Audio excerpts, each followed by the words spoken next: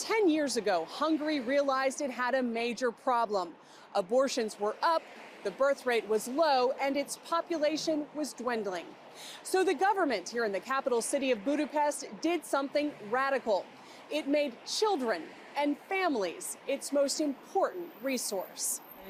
The cycle of familyhood. It begins here and then it goes all the way. Katalin Novak is a rising star in Hungary. She's a leader in the ruling political party Fidesz and serves as Minister for Families, a cabinet-level position focused on, get this, increasing the nation's birth rate. When her party took over in 2010, leaders realized they had two options: open the door to more immigrants or entice Hungarian citizens to have more babies. The number of marriages were down, the number of divorces were up, the number of abortions were high. In the last 40 years, Hungary's population dropped by 10%. Pastor Nemeth Sandor remembers those times well, when communist rule took the joy out of parenthood. So many people did not want children because they were afraid of being poor. In fact, there were years when there were more abortions than births. So Novak got to work, making it easier for young people to get together and have babies. To support young adults to be able to have as many children as they wish to have in the moment when they wish to have these children. So to give them the real freedom of choice, the opportunity to choose in favor of life as many times as they wish to. Among other things, working Hungarian women who have 4 children pay no income taxes for life and get 3 years off from work to care for their babies. Couples can get a $30,000 interest-free loan to help buy a house. Repayment goes down with each child, and after 3 kids, the debt is forgiven. It's working. As investments and family policies rise, so too does the birth rate. We also give services, not only financial support, but for example, childcare facilities or free child catering or summer camps for the children. And Hungarians aren't just having babies. Marriages are up 83%. Divorces are at a 60-year low, and abortions are down dramatically. For me personally, this is one of the most important outcomes of our 10-year family-friendly or family-oriented policies, that the abortions dropped by 41%. And I think that we still have work to be done in this matter, because we have to point out the value of life. Hungary's pro-family policies are inscribed in its constitution.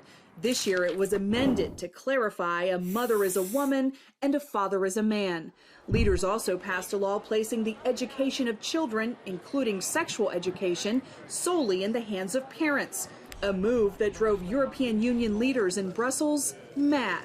Now that created such a great outrage in the European Union's politics that now they are trying to impose sanctions on Hungary. The EU accuses Hungary of discriminating against LGBT people. But we are heavily attacked and criticized for their belief, our Christian beliefs, and also because of Christian democratic political ideals.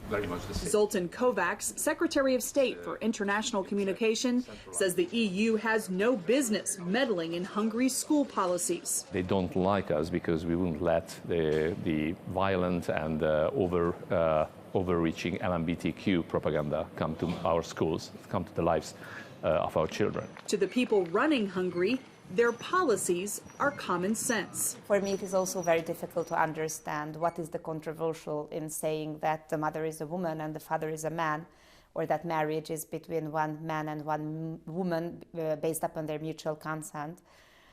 I think it is the basis of our lives, and we just have it reflected in our constitution. So I think that we don't have to explain it, because it is just the way it has always been, and that's the way it still is in Hungary. As Hungary looks ahead to its elections next year, the opposition is banding together to take out Prime Minister Viktor Orban, who's been returned to office overwhelmingly 3 times.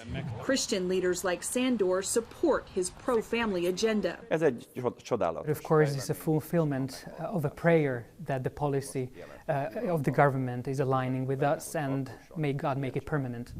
What would you like people in the U.S.